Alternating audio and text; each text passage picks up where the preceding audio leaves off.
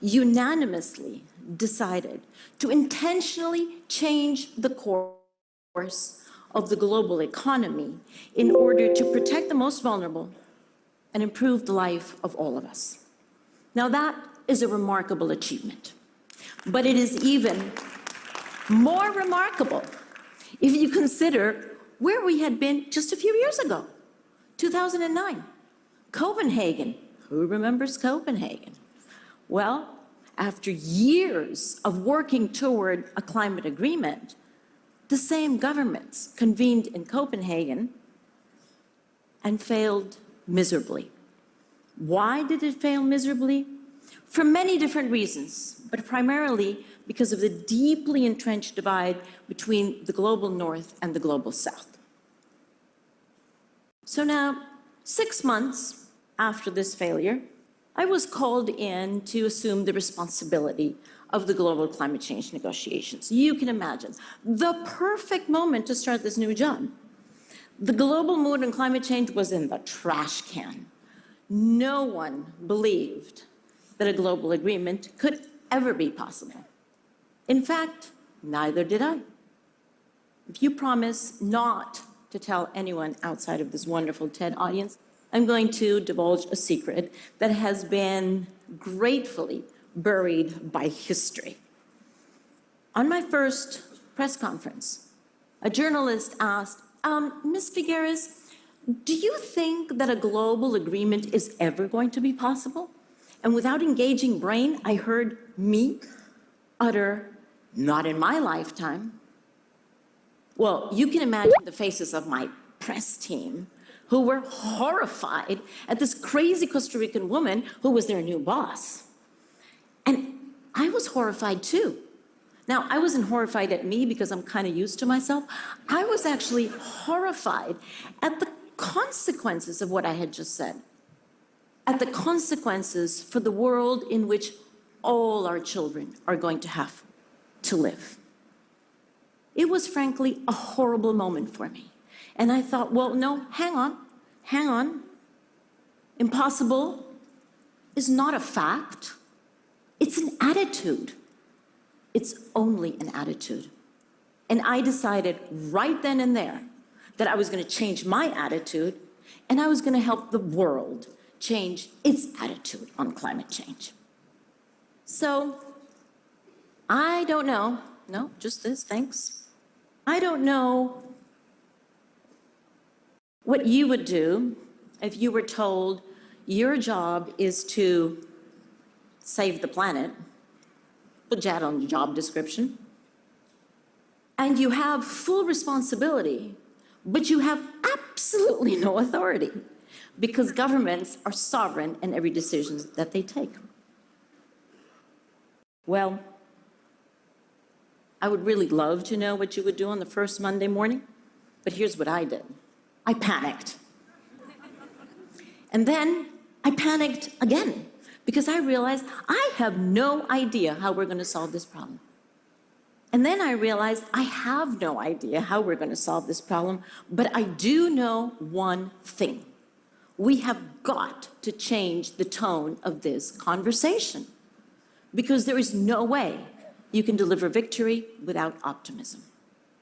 And here I use optimism as a very simple word, but let's understand it in its broader sense. Let's understand it as courage, hope, trust, solidarity, the fundamental belief that we humans can come together and can help each other to better the fate of mankind. Well, you can imagine that I thought that without that, there was no way we were going to get out of the paralysis of Copenhagen. And for 6 years, I have stubbornly, relentlessly injected optimism into the system, no matter what the questions from the press, and I have gotten better at those, and no matter what the evidence to the contrary. And believe you me, there has been a lot of contrary evidence. But relentless optimism into the system.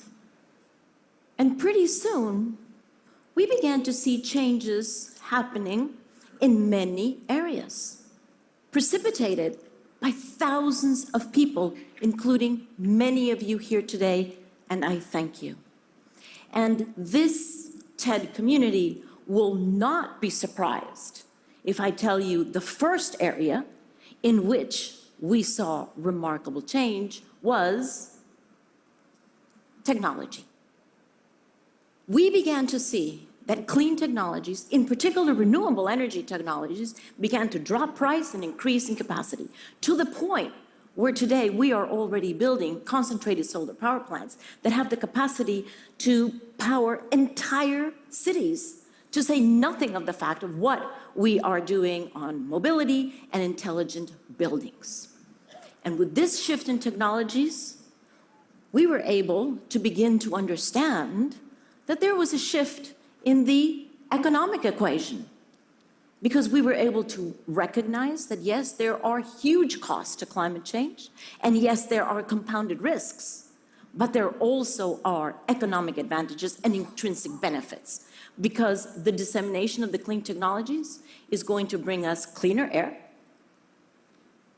better health, better transportation, more livable cities, more energy security, more energy access to the developing world. In sum, a better world than what we have now.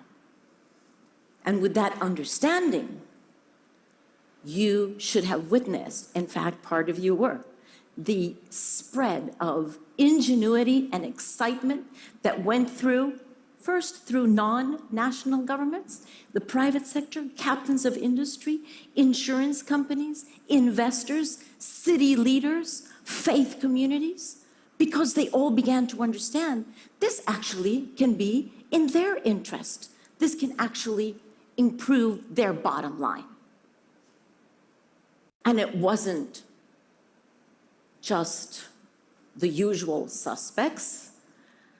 I have to tell you, I had the CEO of a major oil and gas company come to me at the beginning of last year and say, privately, of course, he did not know how he was going to change his company, but he is going to change it because he's interested in long-term viability. Well, now we have a shift in the economic equation. And with that, with broader support from everyone, it did not take very long before we saw that national governments woke up to the fact that this is in their national interests. And when we asked countries to begin to identify how they could contribute to global efforts, but based on their national interest, 189 countries out of 195, 189 countries sent their comprehensive climate change plans based on their national interest, concurrent with their priorities, consistent with their national sustainable development plans. Well, once you protect the core interests of nations, then you can understand that nations were ready to begin to converge onto a common path, onto a common direction of travel that is going to take us probably several decades, but over those several decades is going to take us into the new economy, into a decarbonized, highly resilient economy. And the national contributions that are currently on the table on behalf of national governments are insufficient to get us to a stabilized climate, but they're only the first step, and they will improve over time. And the measurement, reporting, and verification of all of those efforts is legally binding. And the checkpoints that we're going to have every 5 years to assess collective progress toward our goal is legally binding. And the path itself toward a decarbonized and more resilient economy is legally binding. And here's the more important part. What did we have before? A very small handful of countries who had undertaken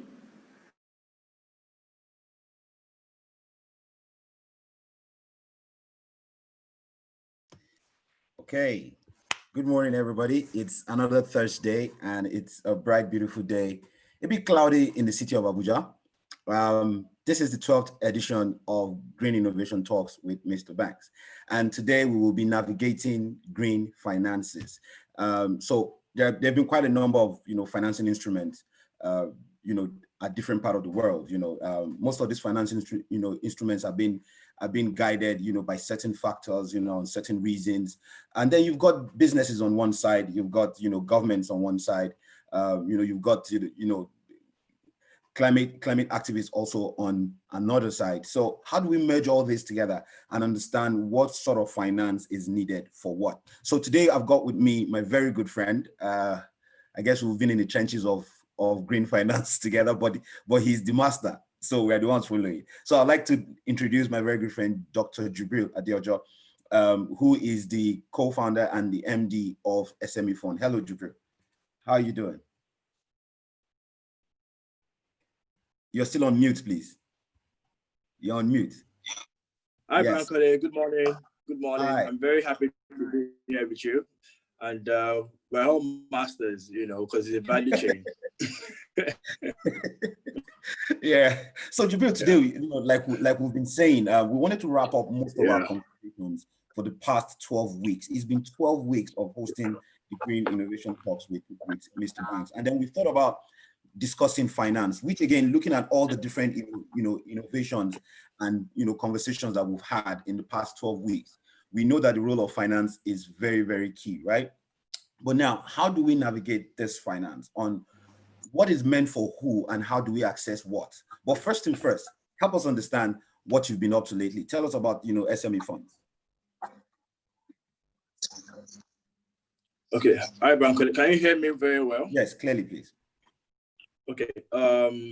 First of all, I have to commend the work that your center is doing for the past 2 years. Thank you. Like, this sector is an evolving space. Mm-hmm. So every day, every second, every minute, things are evolving. Innovation are coming in, to make the conversation be more understandable by everybody. Mm-hmm.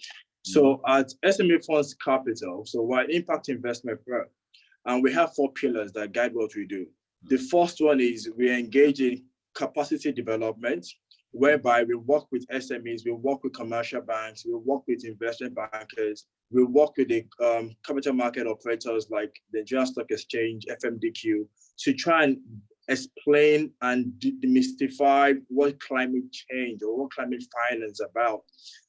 And in a very simple manner, because we realize that for the past few years, there's been a lot of confusion, misconception, because people just make people think that this climate finance is something that people need to go back to school to learn, but it's not really the case, right? Just more of collaboration. So we also do investments, whereby we're a VC company. We have a fund whereby we invest in we invest equity in companies, for the past 12 years. And in our investment, we look out for key things: scalability, leveraging smart and advanced technologies such as blockchain, Internet of Things, and artificial intelligence. And finally, we do not invest in business plan. We invest in scalable business model. It's very important we explain that. We'll probably share more on that one.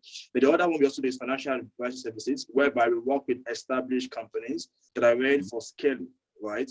And then we work with them to crowd in other fund providers to invest in their business so they can scale, And finally, is what we're doing now, advocacy, just to make sure everyone understand what climate finance is, what climate action is, and how to bring it in a very simple manner. But in everything we do, there must be climate impact as well as social impact in everything we do. Thank you. Okay, great. So climate, that's a very, elaborate way of explaining, the pillars of SMEFUNDS. So tell me, how does this demystification of climate finance, how does that work? Can you help us just explain climate finance? Demystifying climate finance. What is there to do? Absolutely. Thank you. Absolutely. So first of all, I'll start with climate change. So the first understanding we must all have is climate change is a result of global warming. And the major cause of that global warming is emission of the green gas emissions, right? Such as CO2, methane, and all that. So that is the first thing we must all understand. So once we all understand it, it's not a question of how do we combat it. And there are two ways you can combat a challenge or a threat. Either you reduce it by mitigating, or it has happened. So how do I manage and cope with it? Just like we are doing with the COVID-19 now. So climate finance is both from those two ends. So once you understand that the CO2 emission, and then we now have the fact that climate, the effects are also devastating, and that's something that we're all living with now, such as flood, droughts, rising heat waves, and rising sea levels. We can see those issues. You know, we cannot farm the way we used to farm many years ago.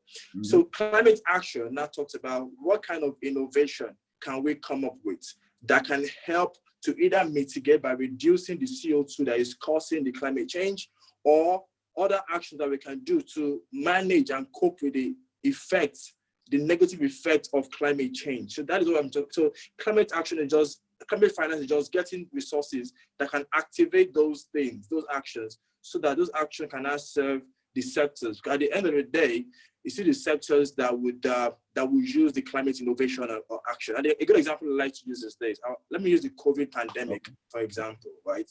I covered this 2 days ago. So we have the COVID pandemic. That is the threat. Okay, that's a virus. Now, to combat this threat, there are two ways. We have to reduce the spread, and we also have to cope with those that are infected. So we understand those two. Now, to reduce the threat of COVID, the first thing we must do is wear face mask, stand 6 feet apart from someone, self-isolate, and all those, wash your hands, proper hygiene. Then how do we cope with the effect of those that are already, those that are infected, right? Self-isolation, go to get some flu-like medication. If the issue is worsened, what do? You go to the hospital, they treat you. If it gets worse, go to ICU, ventilators, respirators. So if we cannot say COVID finance, so COVID finance then means that we need to give money to those that can produce face masks. We need to give money to those that can produce ventilators in a very innovative and cheaper way. Or we need to give money to Bankole SMEs to buy sanitizers, to buy face masks. That is it. Mitigating and adapting. So that is how we should look at the climate change. So it's going to become a climate pandemic in another few years. If you don't, or once we have that shared understanding, the implementation and achievement becomes very easy to do. Thank you. All right, great. You just coined a new word, COVID finance, right? And I hope most financial executives are beginning to put COVID impact in most of their financial statements because of the the kind of disaster, economic disaster that the pandemic has caused. But let us come back again to climate finance. Now you've helped us to demystify this, right? Now help us understand, how does this really play out? If we're going to draw it down to tangibles, how does this play out, in terms of financing, innovations, which is part of the climate action? And each of these, innovations could be either infrastructure related, it could be business, just purely business, business related, it could be social impact related. But then help us understand, are there different types of climate finance instruments? If they are, how do they function?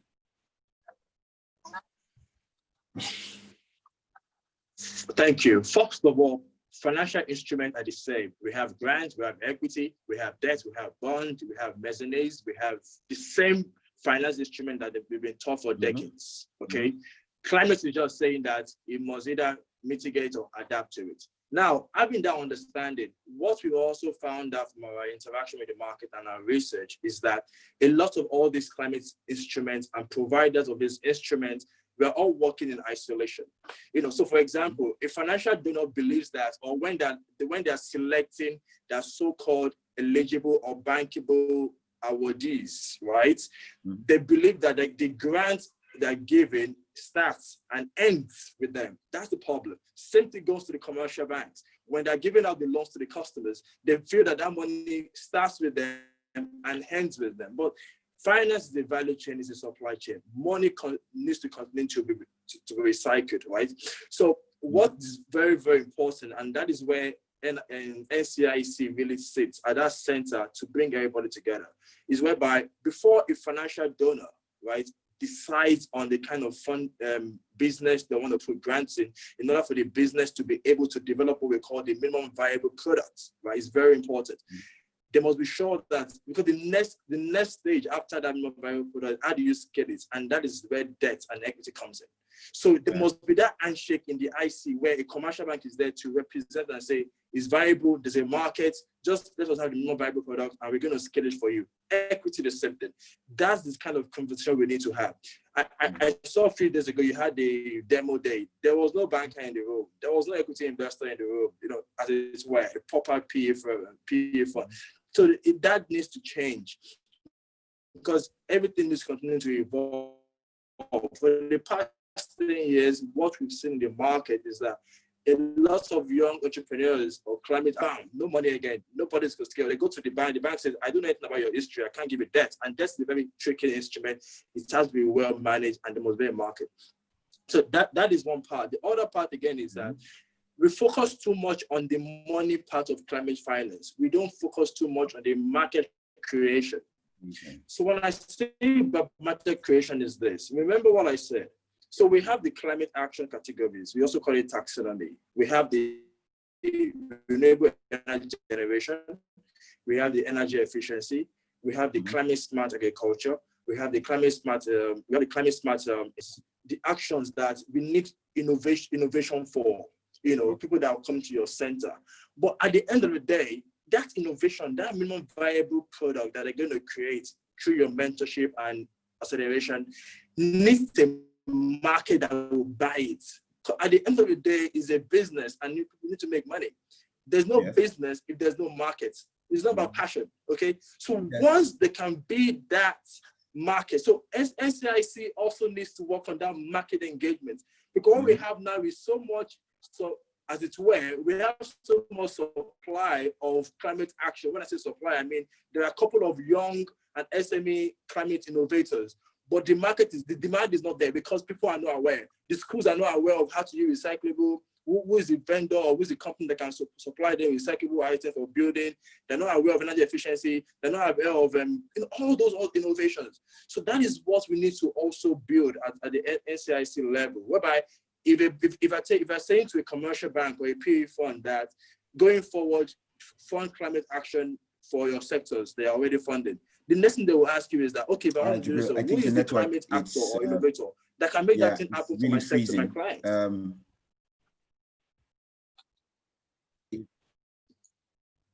Is it better now? Yeah, please go ahead. Is it better now? Yes, please. Yes. Okay, let me just switch to my mobile data again. Is it better now? Yes, it is, please. It's a lot better. Okay, what was the last thing you heard?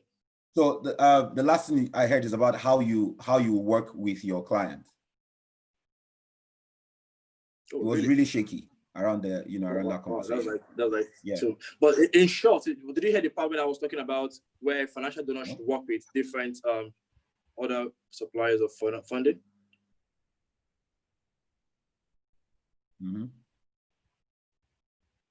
Bankole?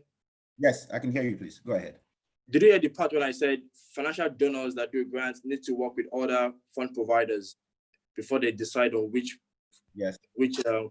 SMA to fund? Did you hear that part? No, I'm just hearing that part now. It wasn't clear the last time. Wow.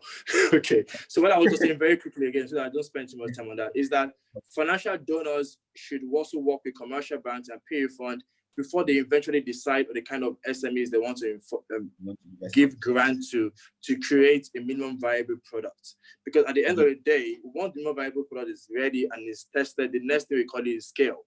And to scale, you need equity, proper equity, not grants. You also need debt, right? Yes. But by also doing that, NCIC also need to work with the market, the demand side. That as it were now, that we have a lot of more demand, we have a lot of supply of climate actions. People like your entrepreneurs, they have a lot of new ideas, but the demand for climate action is not there because there's lack of knowledge, which is that do schools know where to get recyclable items to use to build new classrooms or new hostels, something like that.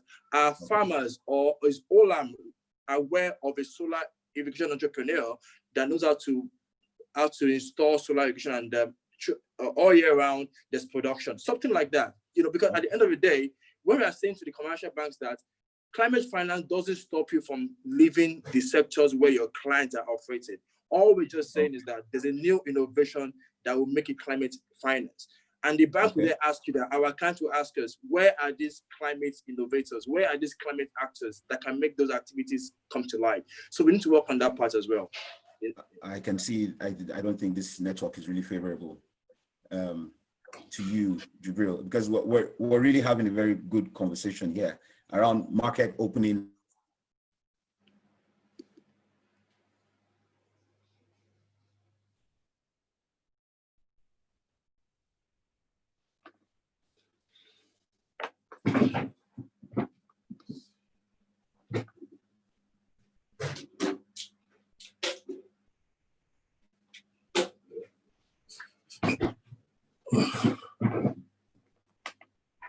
Hello?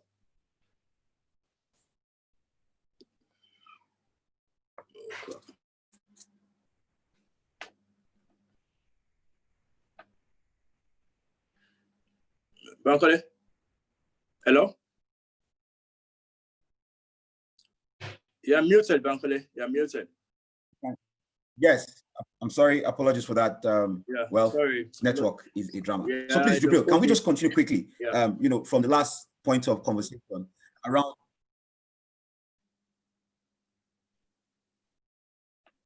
Yes. I didn't get that. Maybe we just take over, pictures. Femi, okay, please. Bankole, can we just from your side, just not from my side? Yeah.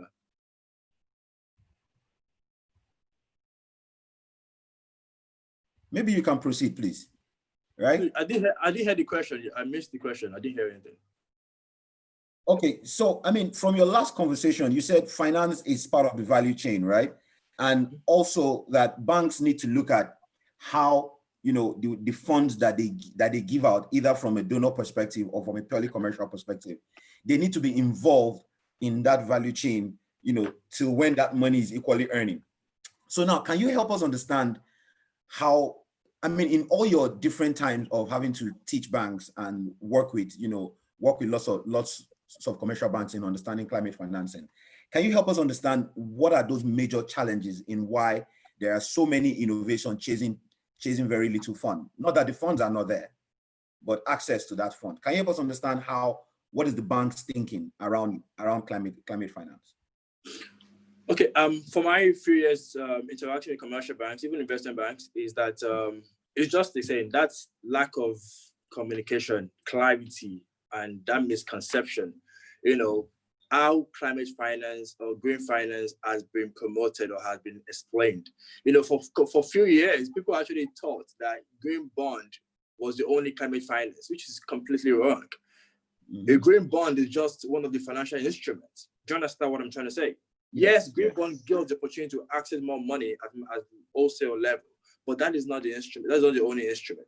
Now, the other thing is we have to make it simple for the banks to see how whatever we're telling them is integrated into what they currently do, not taking them away from that.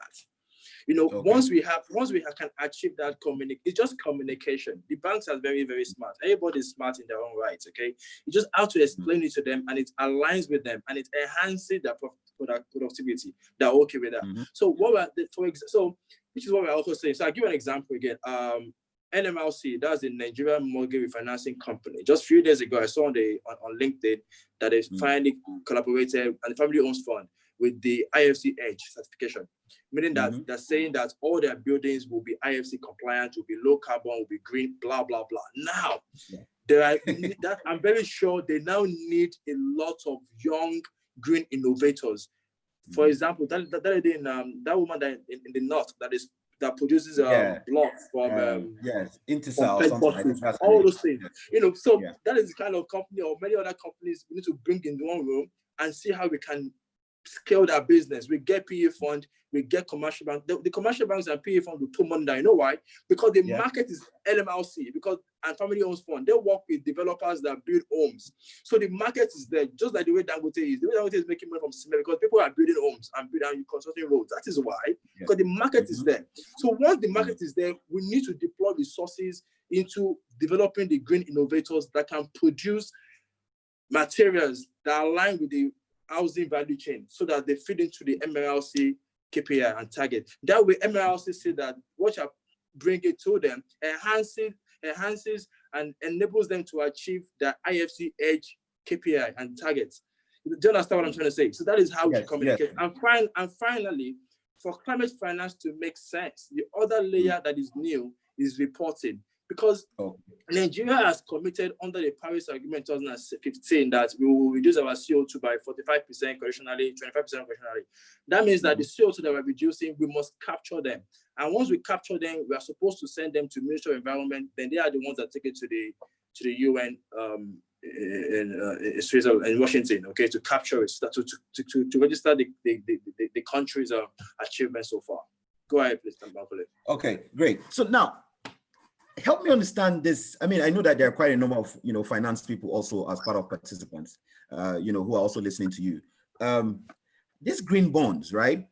A few months, I mean, BC before COVID, we learned that it was oversubscribed, right? Yeah.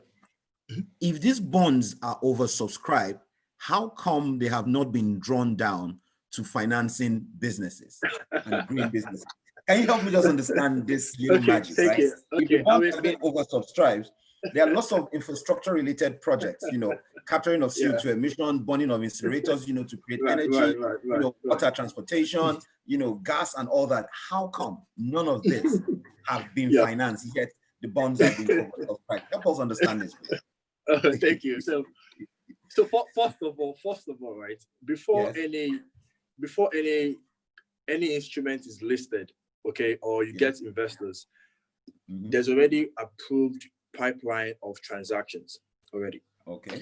So oversubscription doesn't mean that they got more investors that they planned or that they wanted, right? And this the surplus that they got must be returned back to those people, because there's no need for that, because the pipeline of deals they have is for X billion and they got Y billion, so it doesn't make it has to turn the back. Now, in the pipelines of deals, I give an example: the government, right, or even the one that Infracredit did as well last year, NASA Power, for hydropower, right? So the money was for a particular client to expand their hydropower capacity. For the federal government, largely it went into the renewable energy, the renewable education fund run by the REA. Okay. And that money is to electrify the off-grid people using solar energy. Do you understand what I'm saying? So that is what they did. So they'll have a list of contractors, solar companies that are contractors under them that do those installations. However, another thing I would like to say is, how can we leverage green bonds, right, so as to serve the SME market, SME sector? Good point. Now, it is not for the SMEs to go and issue a green bond. They don't have that corporate governance structure. They should not even think about it yet. It is commercial banks, it is development banks that should issue a green bond. And green bonds can be used for four different purposes, but I'll give it two. All right. A big company like Olam, for example, can go to the market and issue a green bond so as to install energy efficiency or do solar irrigation or even do greenhouse farming. That is green. That's fine. Okay.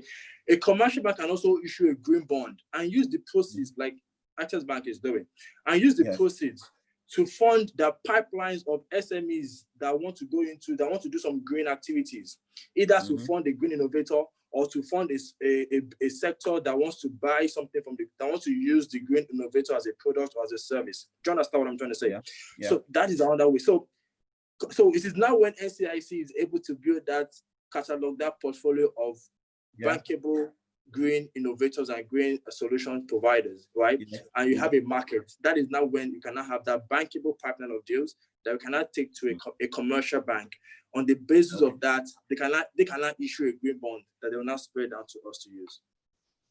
Okay, so help me understand this a little. I mean, it's clear. It's clear enough. So let's look at this scenario, right? NCIC have built this businesses, right? Okay. I mean, it's COVID period. Kids feature in everything these days. So NCIC has built these businesses, right? So far, building almost 50 quality startups, and knowing that about half of it have been I've gone into markets and they need to scale. Now, how does this green bonds, again, these funds that have been piped down through quite a number of financial institutions, right? How do they connect with these businesses? So help us understand how that gap between the businesses that we have built and the money that we say it is available around green finances in Nigeria. Help us understand how come that gap has not been bridged. I think there's not been enough effective communication and engagement. I think that is missing. There should be engagement. Okay, so Access Bank issued a green bond last year. I've re-engaged them to say what kind of green activities are you looking to fund, green projects, okay? And that will inform the kind of innovators and entrepreneurs that we take to them, right? And for everything we take to them, we must take it in a very structured manner. What that means is that there's the output, so there's the input, which is the innovation, and the market is there. And there's a price that makes it bankable. So once that is what we take to the commercial bank, not just take to them, I have an innovator. No, the entrepreneur plus the market that will buy from the innovator. It's very important to have that collaboration. Yeah. Okay, so that means that banks need to be involved in the delivery of that product. I mean, going all the way down. So in this light now, banks should stop, rather in your words, right? Banks should stop giving money and just believing that is the end and then waiting for return. Absolutely not, because so I'll give an example. Let's even take the aspect of green bond out of it, right?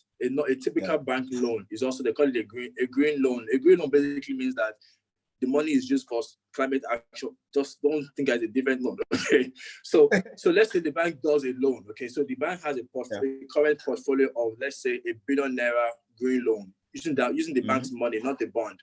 Now, and we have another pipe, and you have a pipeline, for example, of ₦2 billion worth of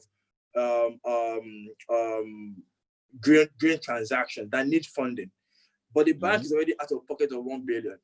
But those transactions that the banks that they have, they're performing. The next thing the bank should be thinking about is, how do I refinance this portfolio? Meaning that by issuing a bond. What that means is this: so the bank will now securitize those transactions that they've already funded 1 billion, issue a bond. The bond money that they now issue will now be used to pay back the bank. So the bank is now back with 1 billion. They cannot have time for part of your transactions again, because do you understand? So it has to be revolving. You have to continue to refinance it, securitize. What you have is sometimes banks just have 1 billion and they have the transactions and they're saying that that's it. No, if the transaction is working, we need to, because let me tell you one more thing. If we say that Nigeria needs about $300 billion. Can you hear me, Bankole? Hello? Hello? Yes, Jibril. If you can still hear me, your network is frozen a bit. It's my net. I think it's yours, but fine. It's okay. So what I was saying was that, so let me give an example. Let me tell you why it's very important that the banks continue to securitize and refinance our portfolio. Here's why, for this climate action. Nigeria needs about $250–300 billion for us to be able to achieve our 2030 climate goals, right? The Nigerian banking market, the pension fund, we don't even have up to $100 billion, maybe $100 or $120 billion. But we need to go and get the many $200 billion. Now, here's the thing. If, let's say, the pension funds have, for example, they have $20 billion that we can tap into, okay? And commercial banks have, for example, $30 billion that they can use to fund transactions. That means we have pipelines of deals that are worth $300 billion. If the bank should fund with their own $30 billion today, that means we still need more money. We need $270 billion to achieve our goal. Now, what the bank must do is that once they've done that funding and the transactions they funded are performing after a year or 18 months or 24 months, the next thing is to transfer that portfolio to the capital markets so that the pension money that we have, 20 billion, can buy into it, and that money comes back to the bank to fund the transaction.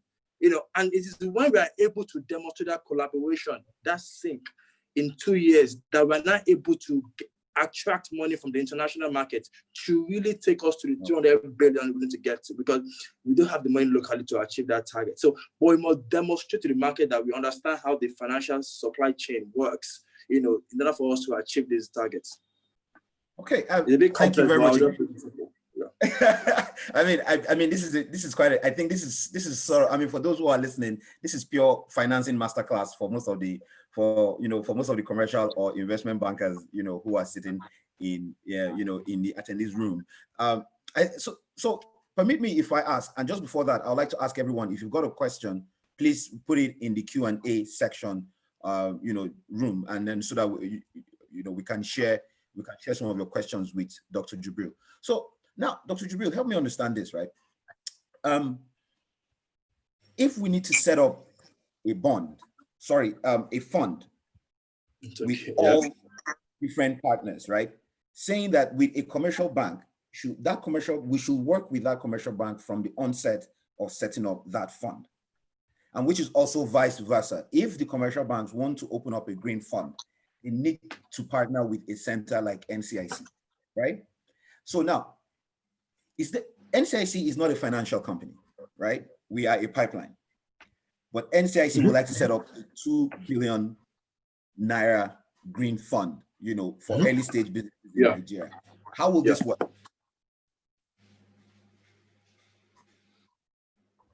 Yeah. I can't hear you, Bankole.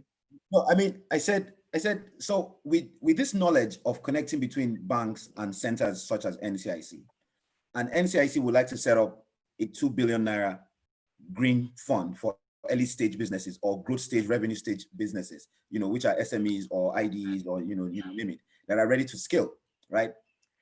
How does this kind of partnership work? Do you think that a multiple, financial company in one box, or you think that a one sizable, huge bank, probably a CBN related kind of bank will work better? Very good question. CBN absolutely is a very good way to do it. However, it has to be with all the banks at once. But also remember, so in investment, right? So what we do is that before you even think about setting up a fund, you must have the transactions. First is very, very important. Okay.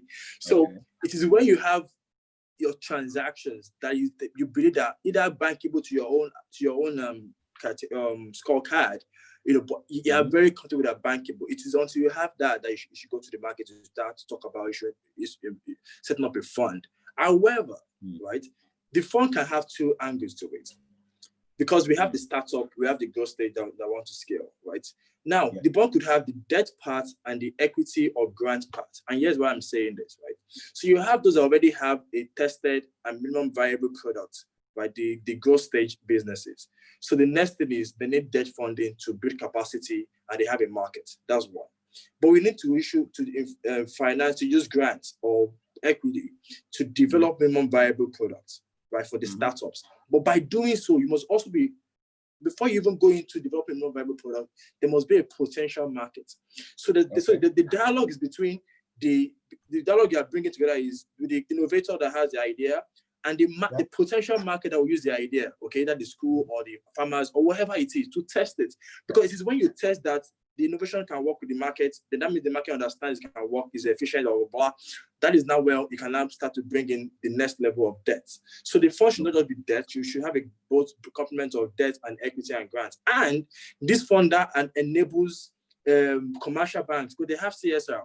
So commercial bank can now say that part of my CSR contribution, in addition to the debt I want to do, is I will also commit, if I'm going to contribute 1 billion naira into this fund, I will have 10% or 20% part of my CSR to be for grants, to be able to scale and to facilitate creation of more viable products. Do you understand what I'm trying to say? So that is the way I believe we should package this.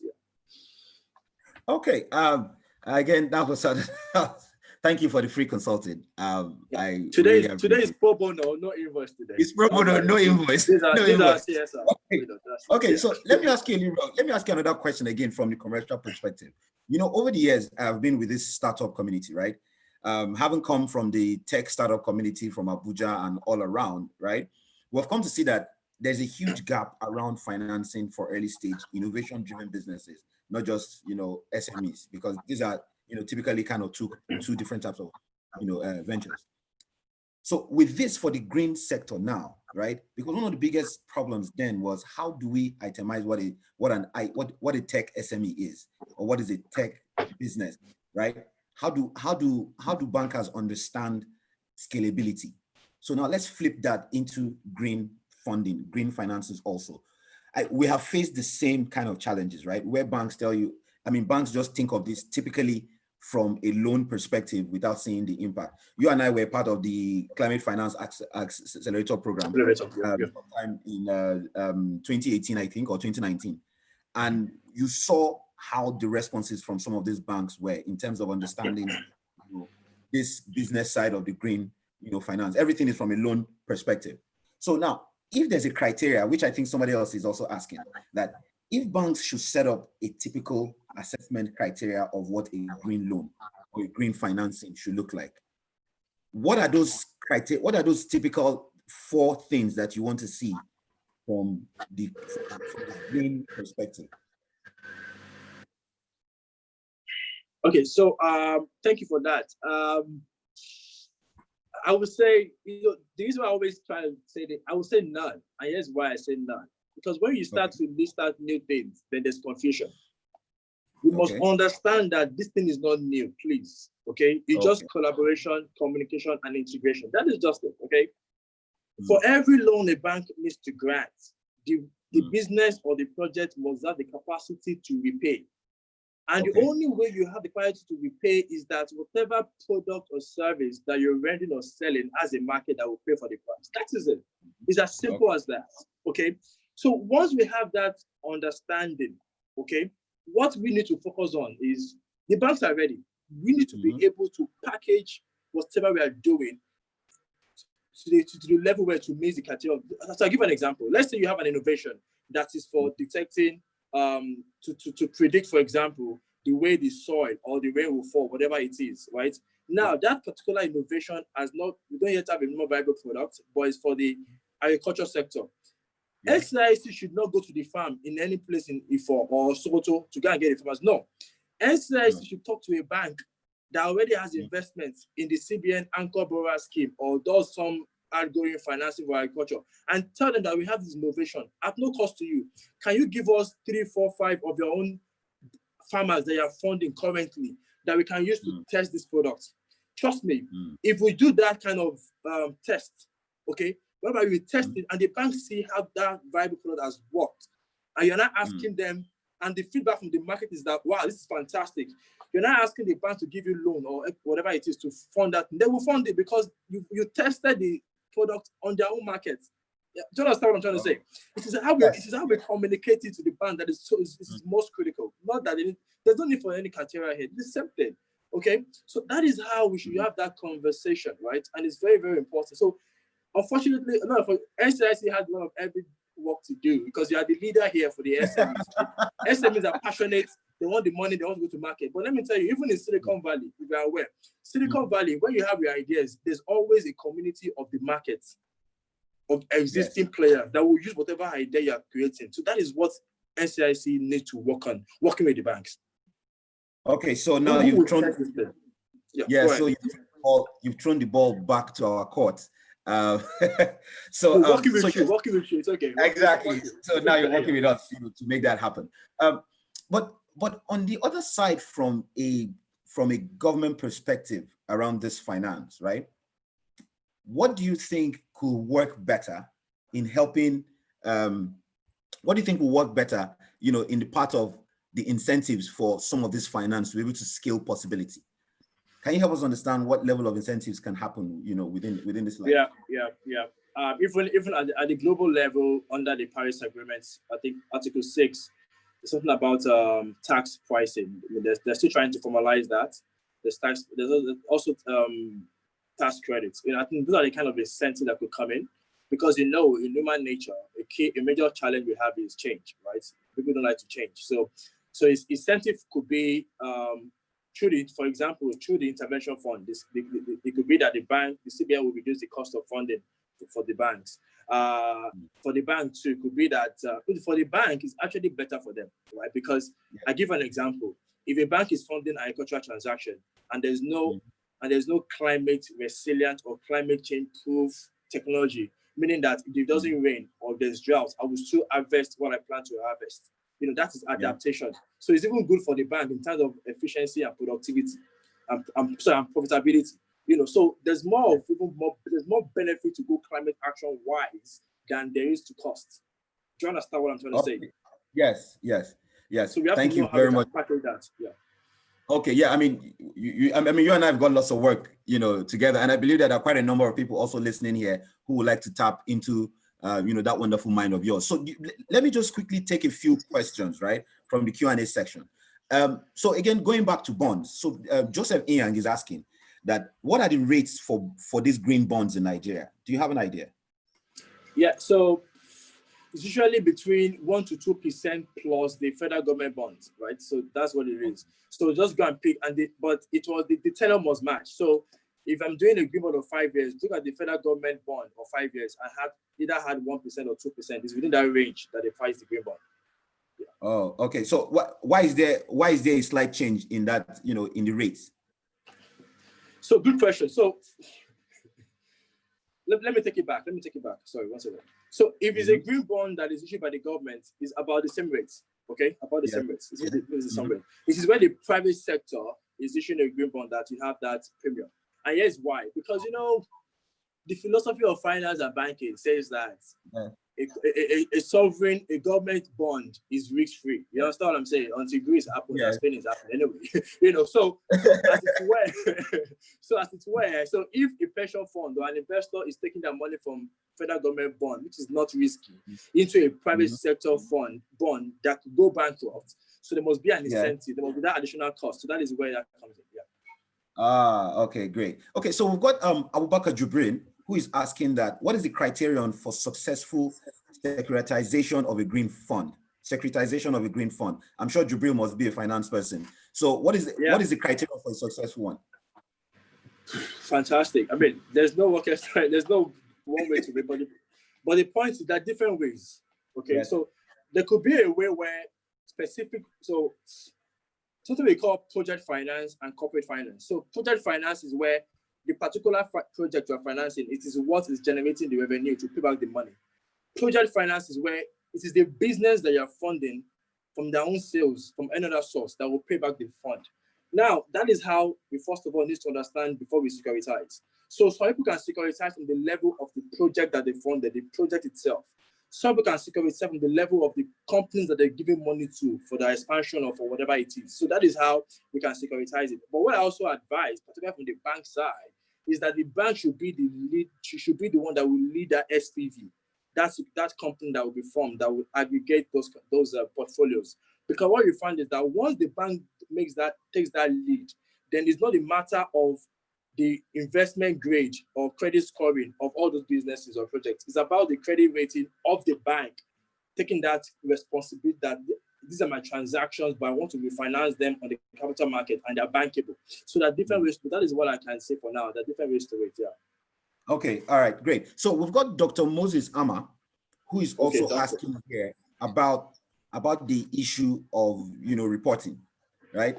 So Moses Ama is asking, right, that with all what you've said about, you know, reporting, you know, the Paris Agreement, you know, the NDC, you know, generally through the Ministry of Environment, right?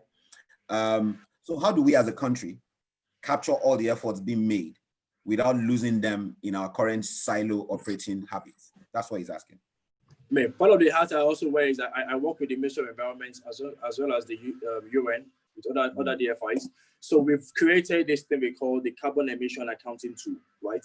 Which NCIC should have a copy and commercial banks will also have a copy. So as you're funding the transaction, you already have a projected amount of what the CO2 reduction will look like. And either biannually, annually, we report that data. What the Federal Ministry of Environment is also doing now is to have that platform where everybody, any bank, NCIC can go and log in there and record what they're doing so that the Ministry of Environment captures that all the data instead of going to everybody one by one. So it has been democratized as it were.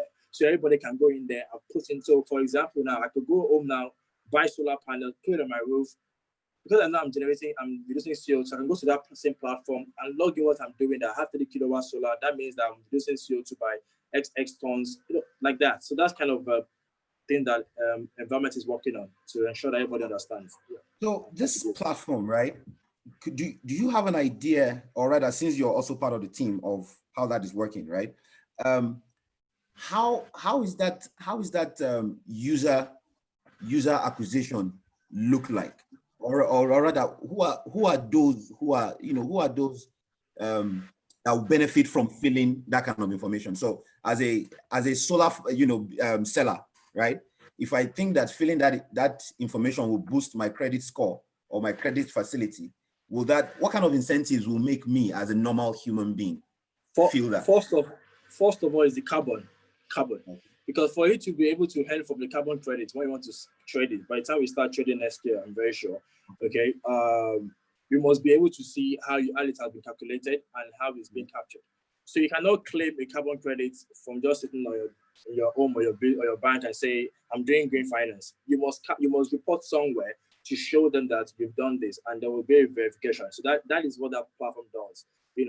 First of all, you're contributing to the achievement of climate change reduction or CO2 reduction. You are also then, the incentive is that you get carbon credits because you are reducing carbon. So this is what the financial institution that has financed a few green related businesses should constantly do, right? In terms of that absolutely. report. Absolutely. Oh, great. Okay, so which now fits into that conversation that financial, or rather commercial banks or financial institutions need to be involved to the last mile of how that impact is really happening to carry out that report. And before we go live with the platform, there will be a pilot. We come to your office with the ministry, test it, go to a few banks, test it, CBN, BOI, DBN, and test it like that. Yeah, before we now go live. All right, great. But again, now you mentioned earlier, or rather a few seconds ago, you mentioned carbon credit. Now we've got a few questions around carbon credit, right? A few people have sent. I'm not an expert in carbon credit, but fine, go ahead. I know. I mean, you mentioned it. Can you just give us sort of like a basic overview of how carbon credit works? Basic. Okay, the first thing is what led to the carbon credit in the first place. That was back in the 1990s, right? When we had before the Paris Agreement, we had the Kyoto Protocol. So I'll tell you that. So, Paris Agreement made climate action, made a conversation of climate action an investable conversation, a bankable conversation for investors. Now, the Kyoto Protocol then back in Japan was more of how do we penalize and how do we compensate those that embrace climate action or climate finance. So the point was that the great emitters, China, America, all this place, Japan, for every there was a cap for them, okay, that you cannot exceed this cap. If you exceed this cap, two things you have to do: either you pay a fine, or you get a company or a country that is doing a climate action like solar or whatever that are saving CO2 emission, and they will sell that carbon credit to you. So, and now it is priced per ton. So if Nigeria said, for example, and Nigeria also benefit from this thing with our rainforest, right, in the Calabar. Yeah. Forest also so, but let's say Nigeria is able to save or offset, let's say 1 million tons of carbon, and China has exceeded our, and they need to buy that kind of value. They've exceeded their own cap by 1 million tons. What they will just do is to buy it from us. So let's say the price of carbon is for 1 ton, $10. So what that basically means is that it's $10 million they will pay us for helping them. I mean, not helping them, but that is not a good thing because they will still continue, because for the rich nation that have money, they will continue to break that barrier. But now continue to break it more.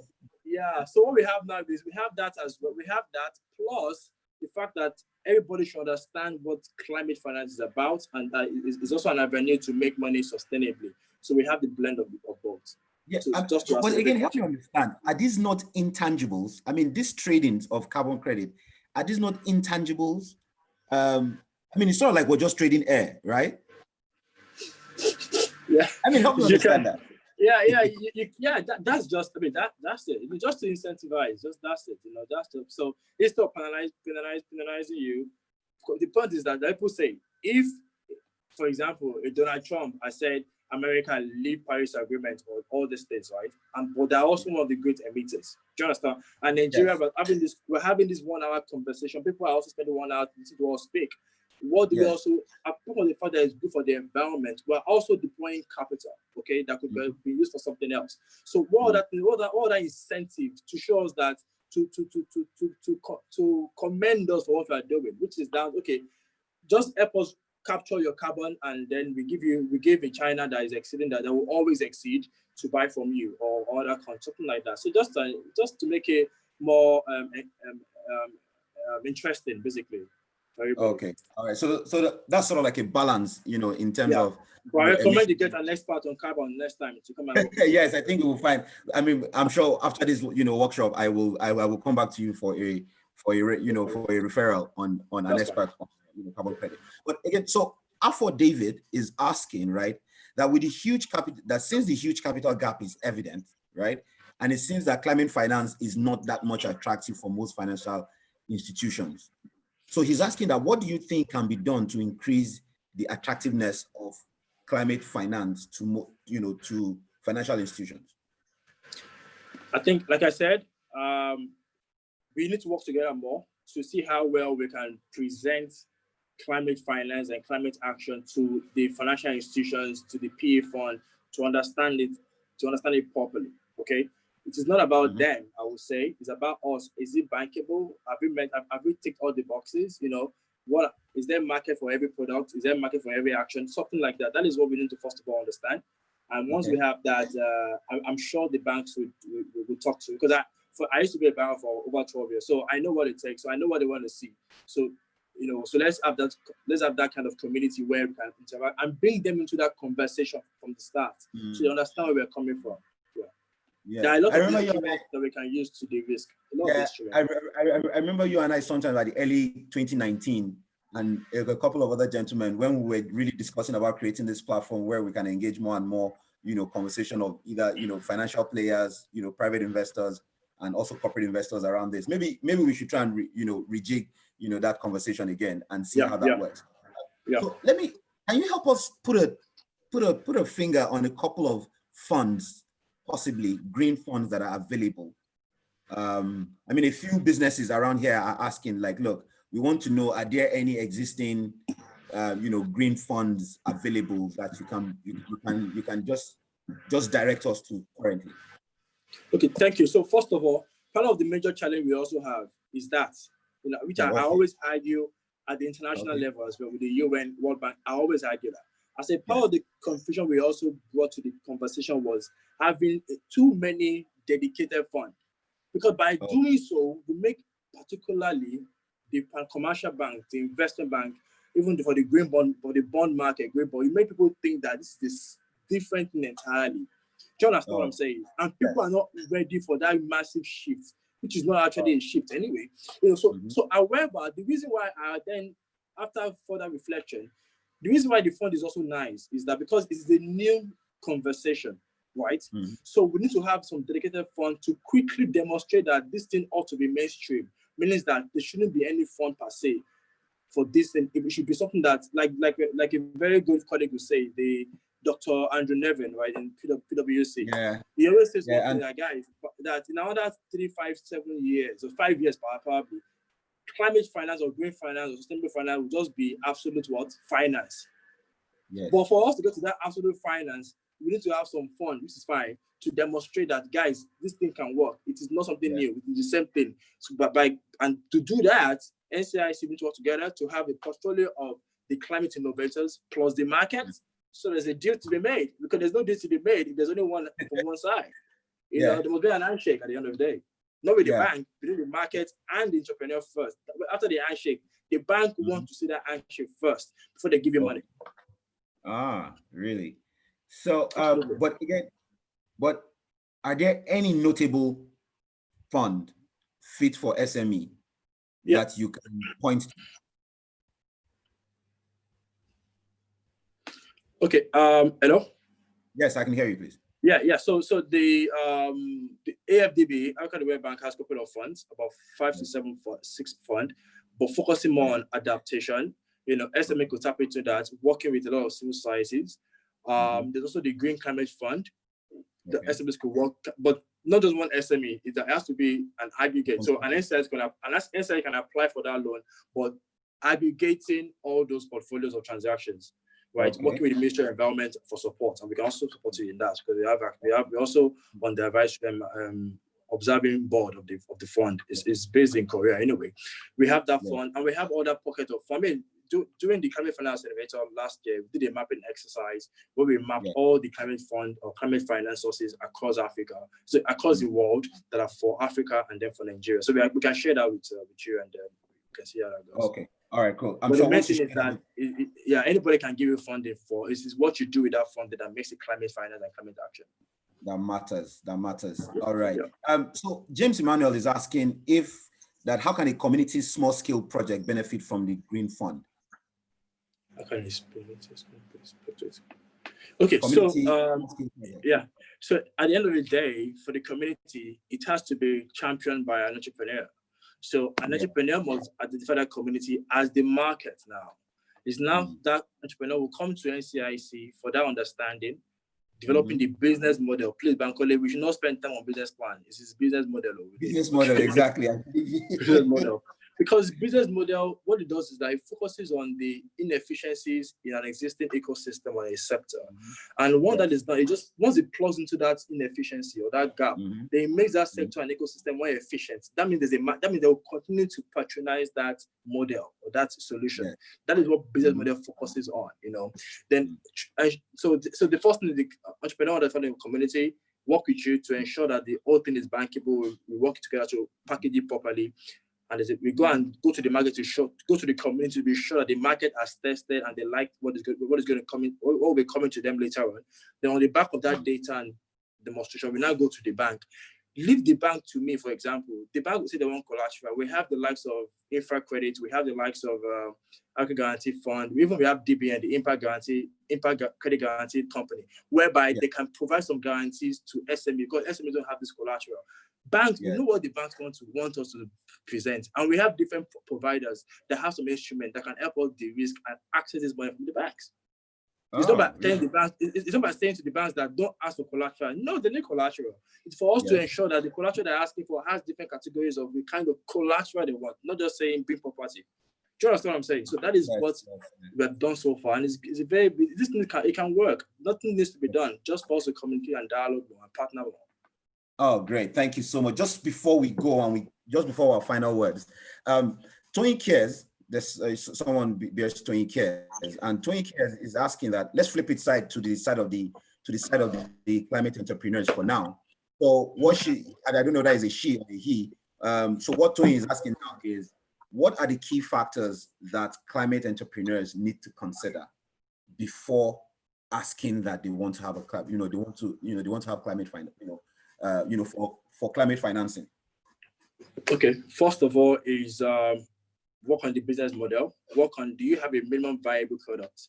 If you do not have that product, okay, like a prototype, it is not a loan that will make you have it. It is either you get a grant or you get equity or your own money. That's the first thing. And if you want to test it, I will recommend that you test it working with a bank. So you're not asking the bank for money, just for them to provide you with one of their clients that can test it, because they trust their client's feedback more than they will trust yours. Okay? Yeah. And there's no client you have in this world that the bank does not bank anyway. So that is what I recommend. You have to be very, very strategic with this thing. Okay, there's no emotion, there's strategy, to deliver. There's no emotion. There's no emotions. I mean, over time, I think we have scaled from that point of being very emotional about financings to being very, very, practical and also pragmatic. And just before that, I will give Nonso Asua a chance for you to answer his question, which Nonso is asking that what is the status of the green bond issued by Access Bank last year? Being the first commercial bank in Nigeria to do this, are you aware of any impact? Or how can this be assessed? I don't know yet, but I'm sure, but I don't know. But what part of the requirement of green finance, like I said, or green bond or green finance, is that you must report what you do. So I'm sure that very soon they should probably publish, they should report what the impact and the transaction that they funded and the CO2 reduction. Yeah, very soon they will publish it. So I don't have any that information now. Yeah. Okay, great. Okay, so we're coming to the final end. Jubril, it's been a fantastic conversation with you. Always. It's always a good conversation with you. So what are your parting words, right, for all the different parties involved in this? What are your parting words? One thing I would just say, collaboration and communication, okay, it is very important. And NCIC also needs to work on that. Make entrepreneurs understand that by collaborating doesn't mean they're leaving their business, okay? The point is, how do you deploy climate action and money at massive scale? It's by collaborating, okay? So that is very, very important. And how do we then communicate our story in a very simple way to the market and to the people that need to buy and support it? That's what I'm going to say. Thank you. Okay, right, great. Thank you so much, Jubril. It's been a fantastic 1 hour, or rather 45 minutes with you. So I'd like to thank everyone, and I'd like to thank you again for your time. And I hope that you have more time for us. You and I still have a lot of work, and I really want to thank you for the 1 hour that you spent and for the free consulting that you've given us today. No invoices. Thank you very much, and we will invite you in season 2. This is our 12th edition. Wow. Congratulations. It will be our 13th edition, the end of season 1, and we hope that season 2 will be a lot of fun. And we also want to thank you also for being there, and we're definitely going to call you back at that time. I look forward. Thank you so much, Drew. For everyone who has been listening to us or who have been watching, we want to thank you for your time. For some dedicated guests who have been there with us right from the beginning, we would like to say thank you for your patience and thank you for your attention, and we hope that by the 13th edition we can have something a bit more interesting for you around the sides of business, policy, and also government. So we hope to have a full house by the 13th edition, and possibly it's going to be a season finale for us. So thank you very much, everyone, and we hope to see you next week. Have a good day. Thank you. And stay good. Goodbye. And stay safe. Yes. Bye-bye. Bye-bye.